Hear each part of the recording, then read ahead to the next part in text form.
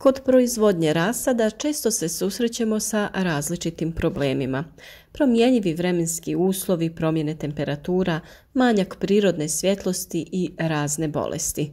Sve to ćemo opisati i spomenuti način kako najlakše prevazići te probleme.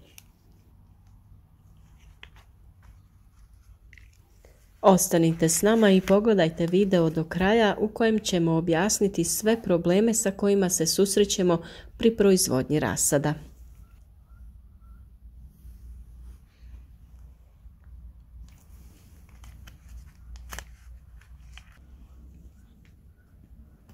Da bi proizveli rasad do sadnje u plastenike ili na otvorene površine, potrebno je pristupiti pravilnom tretmanu od sjemena pa sve do sadnje.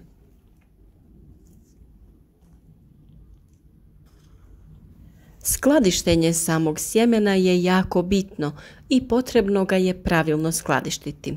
Najbolje ga je staviti u hladnu i mračnu prostoriju daleko od izvora topline.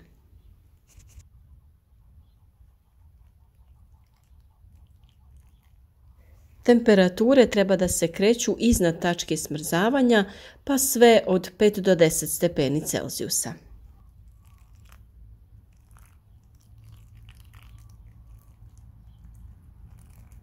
Treba imati na umu da određeni uslovi, vlaga, temperatura i svjetlost, posebno kada su u kombinaciji, stimuliraju i podržavaju proces klijanja, to jest proklijavanje.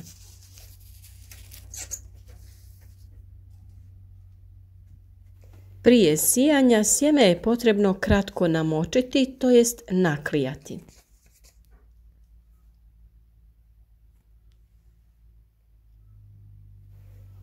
Naklijavanje se može raditi pomoću čaja od kamilice. Sjeme u čaju treba biti 1 dan, nakon čega se može po potrebi staviti između 2 kuhinske maramice koje navlažimo istim čajem od kamilice. U ovim uslovima sjeme paradajza klija za 2 dana i jako se brzo razvija. Sjemenu paprike treba nešto više vremena, ali potapanje u čaju potakne sjeme da klija. Temperatura na kojoj se vrši naklijavanje treba da je stabilna oko 25 stepeni Celzijusa.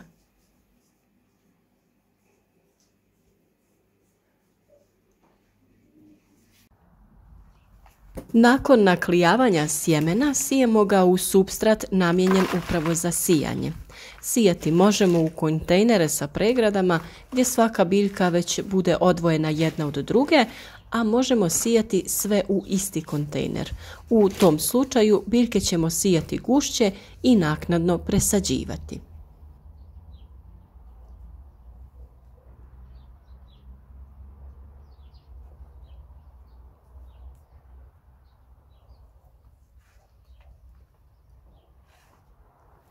Česte greške pri sijanju su duboko sijanje sjemenki. To će otežati nicanje same biljke, što može dovesti do propadanja sjemena. Iznad sjemenke dovoljno je nekoliko milimetara supstrata. U tim uslovima biljka lako dobiva toplotu, a i svjetlost, te ona lakše prodire kroz supstrat.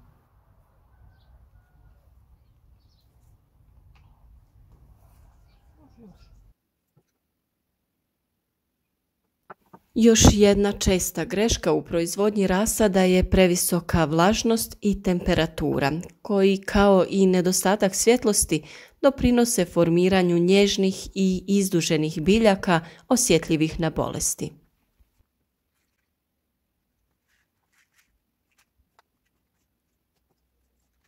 Upravo zbog toga je svakodnevno provjetravanje zaštićenog prostora obavezno, a tokom jeseni i zime to se radi u najtoplijem dijelu dana. Proizvodnja kvalitetnog rasada mnogo zavisi od pravilne njege mladih biljaka. Pored navodnjavanja, neophodne mjere su provjetravanje objekta u kojem se rasad uzgaja, prihranjivanje, pikiranje, kaljenje, zaštita od bolesti i štetočina, kao i upotreba sterilnog alata. Da bismo spriječili polijeganje rasada, vrlo je bitno da se sjetva i sve mjere u proizvodnji rasada obavljaju u sterilnim uslovima. Kontejneri i alati se mogu sterilizirati u rastvoru varikine sa vodom u odnosu 1:4 ili 7% alkoholom u trajanju od 10 sekundi.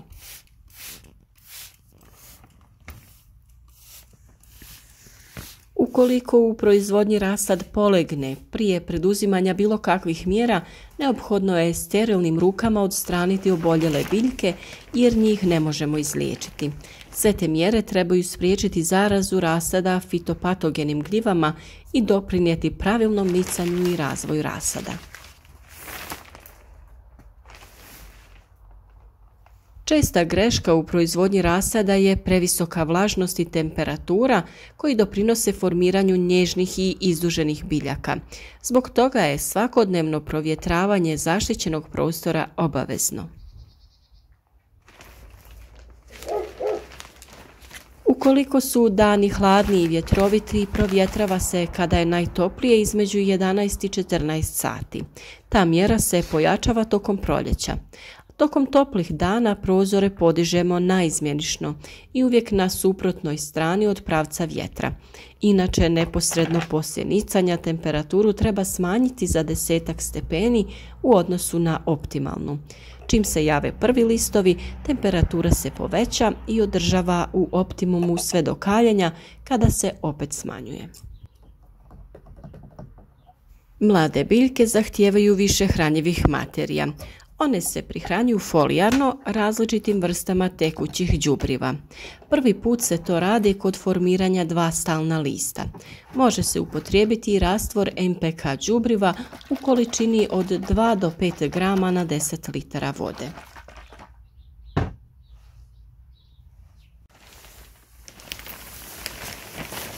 U fazi od 4 do 6 listova, odnosno u toku kaljenja, rasad se prihranjuje sa 0,5% rastvorom kalijum sulfata. To utiče na čvrstinu stabla, bolji razvoj korijena i povećanu otpornost biljaka, naročito prema niskim temperaturama.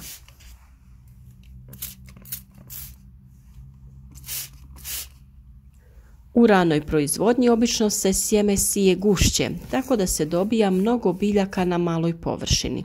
Pošto im je u takvim uslovima otežan rast, neophodno je obezbijediti odgovarajući životni prostor.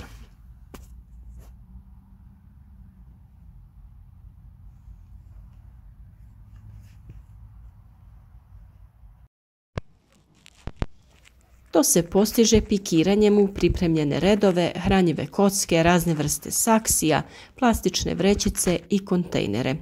Prije toga plastenik se mora provjetriti, a zemljište zaliti. Redovi se moraju obilježiti ili se moraju pripremiti odgovarajuće posude za pikiranje. Rasad se zalijeva i pažljivo vadi lopaticom. Uzima se po jedna biljka sa što više zemlje.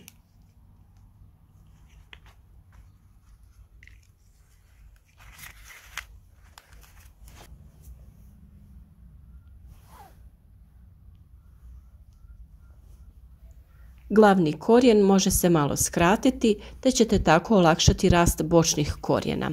Rasad se pikira pod prst ili malom sadiljkom kojim se pravi udubljenje u zemlji.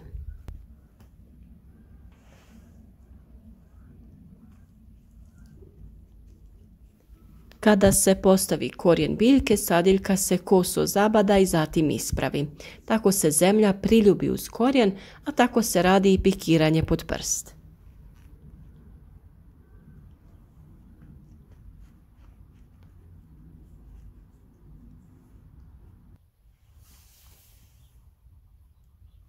Pri rasađivanju biljke postepeno treba privikavati na nove uslove, a to se naziva kaljenje rasada.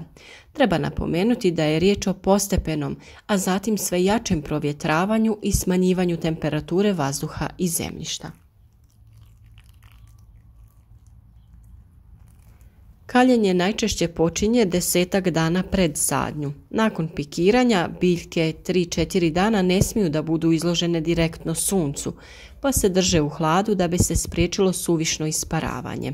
U prostoriji u kojoj se rasad nalazi održava se visoka relativna vlažnost vazduha od 85 do 90%, a temperatura treba da je 5 do 6 stepeni niža od optimalne.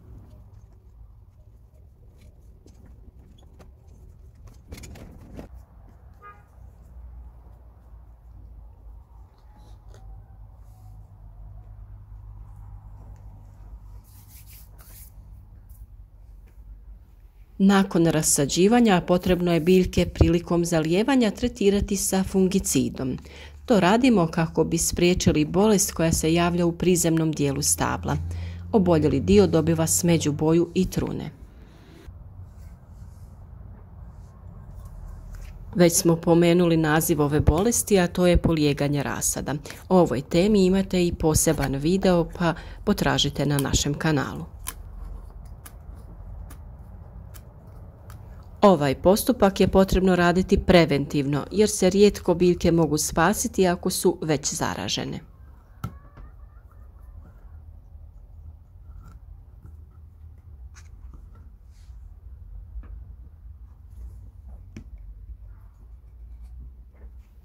Rasad se prvi put prihranjuje u fazi 2 lista, a naredni put u fazi razvoja 4 do 6 listova. U organskoj poljoprivredi se koriste tekuća organska đubriva i fitoeko preparati koji se primjenjuju između redova fertigacijom, to jest preko vode, ili folijarno preko lista.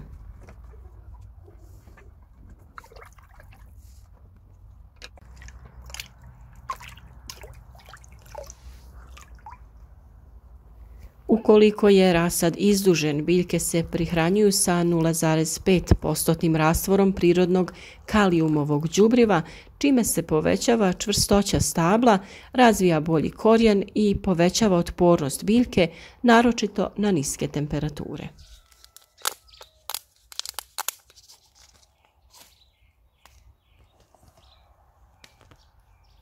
Biljke se sade u zemlju sa razvijenih 6 do 8 listova. Sadnja se obavlja u već pripremljene rupe. Ako se radi o paprici, sadimo je na istu dubinu kao što je bila u kontejneru, dok paradajz ukopavamo što dublje, tek toliko da mu ostane nekoliko listova iznad površine.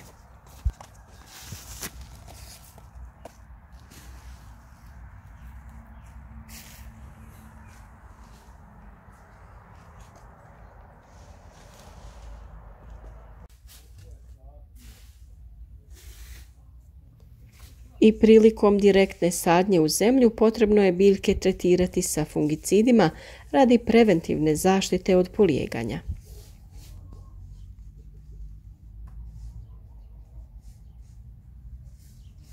Na našem kanalu imate video o uzgoju pojedinih biljaka i mnoge druge teme vezane za uzgoj, bolesti, zaštitu, prihranu i sl. Ukoliko već niste, zapratite naš kanal i pratite video savjete koje svakodnevno objavljujemo.